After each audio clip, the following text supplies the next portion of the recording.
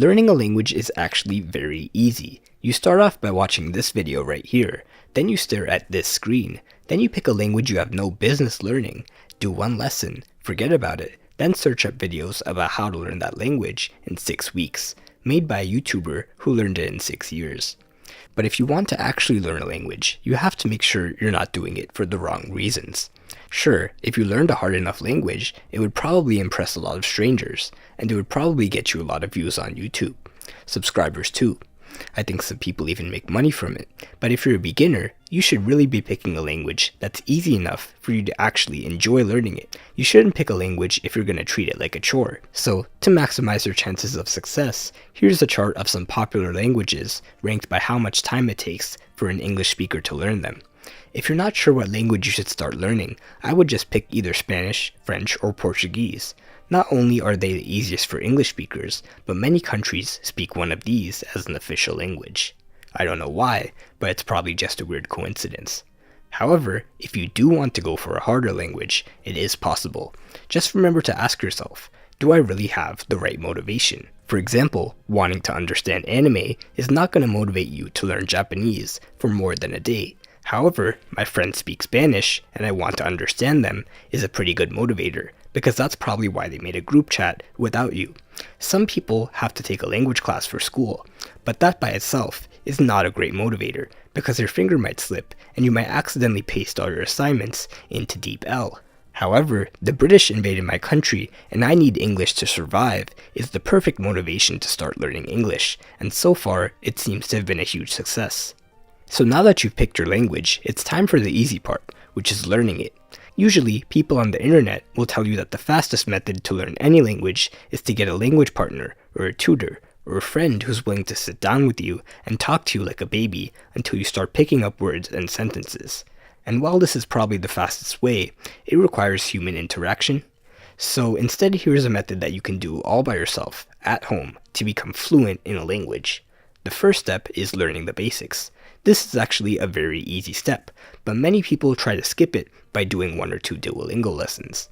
Other people get stuck on the language learning side of YouTube, watching 138 videos about how to learn Korean, none of which include a single word of Korean. But the whole time, all you really had to do was find a beginner textbook for that language that has practice exercises for you to do.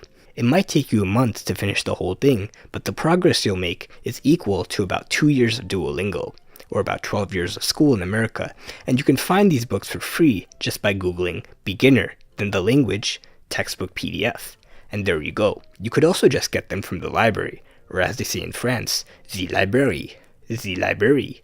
Isn't the library fun to say? Imagine if you googled it. Once you finish the beginner book, it's time to practice listening. You don't even have to worry about speaking right now, because first, you need to learn what the language is actually supposed to sound like. The easiest way to do this is by watching YouTube videos in that language. The idea behind this is that you're not going to understand everything, but by looking at the video and using context clues from what you do understand, you can slowly pick up the language without even realizing. This works especially well because every language only has a few thousand words that are actually used in regular conversation. So over time, you'll start recognizing the same few words and phrases in every video you watch. And you can really pick anything to watch, as long as it's interesting and you can understand at least 30% of it. If you put on a video and it sounds like gibberish, it's not your fault. They're just talking too fast. This is probably because they're trying to gatekeep their language. Do not let them do this. To fix it, just go to the YouTube search bar and add the magic word easy. And just like that, you get served up a bunch of videos that you can understand. Automatic captions also help a lot, because you can rewind and look up the words you don't know. There are even websites like Reverso Context, where you can look up a word or phrase and actually see it used in a real sentence. But whatever you do, do not turn on English subtitles. Many people who try to learn Japanese, for example, watch anime. This is not a bad way to learn Japanese, but people who turn on English subtitles will just read the subtitles. And even though they think they're learning Japanese, in 5 years, all they'll have to show for it is this profile picture and a Discord Nitro subscription. But luckily, you've been using subtitles in the right language, and you can now understand at least 70% of everything you watch. It's time to unleash step 3, which is speaking. To start speaking, just keep watching YouTube, except now, you pause after each important sentence and repeat it out loud, or at least whisper it. Try to pretend like you're having a real conversation with an actual person, and even think of different possible situations where you could use the sentence. Whenever you find a sentence that sounds really useful, write it down in a notebook. You're probably never going to look at that notebook ever again, but it's nice to get some writing practice. Now, at any point in this entire process, once you feel ready to start speaking, sit down and record yourself talking to a camera, and just talk about your day, stuff you did, stuff you're looking forward to, and even ask a couple questions to the imaginary person on the other side. If you ever forget how to say something, fill it in with English and move on. Later, you can watch the recording back and look up whatever you didn't know how to say using DeepL or reversal context. To an outsider, this might look like a lonely way to learn a language, but if you've ever heard someone say they're self-taught, this is exactly what they were doing. And that's all there is to it. If you keep reading about the language, watching YouTube, and talking to a camera for long enough, you'll become fluent without ever having to talk to an actual person. Congratulations.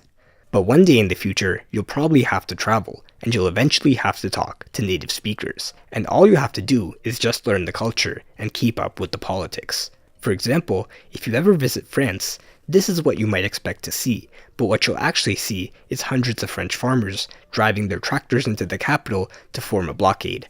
If you stop a Frenchman on the street to ask what happened, he'll just tell you that this is a normal day in France. French people use creative protest as a way to pass the time, and you clearly must have not read about it using Ground News. #sponsored. Ground News is an app and a website that feeds you news from multiple sources, while also telling you straight up if the sources reporting on an article are biased. For example, when I'm reading that BBC article about how French farmers are protesting getting absolutely shafted by the government, the Ground News browser extension shows that this article is from the center, and the left and right seem to be covering it pretty equally. If you click on full coverage, you'll see that 306 sources are covering this story, and there's a summary from each political viewpoint. The Bias Insights feature tells you how the left, right, and center are reporting on the story differently. You can even see tabs showing your bias distribution, the factuality of the sources, and who owns them. But what I do most often is compare headlines. This article makes the protesters look like angry, manure-slinging traffic blockers, while this article makes them look like strong revolutionary heroes. Very interesting. I recommend browsing the international edition so you'll never have to look confused in foreign countries. Just go to ground.news/easyactually or click the link below, and you'll get 30% off their unlimited access Vantage plan today. I was also going to ask you to subscribe, but the number can't fit in the circle anymore.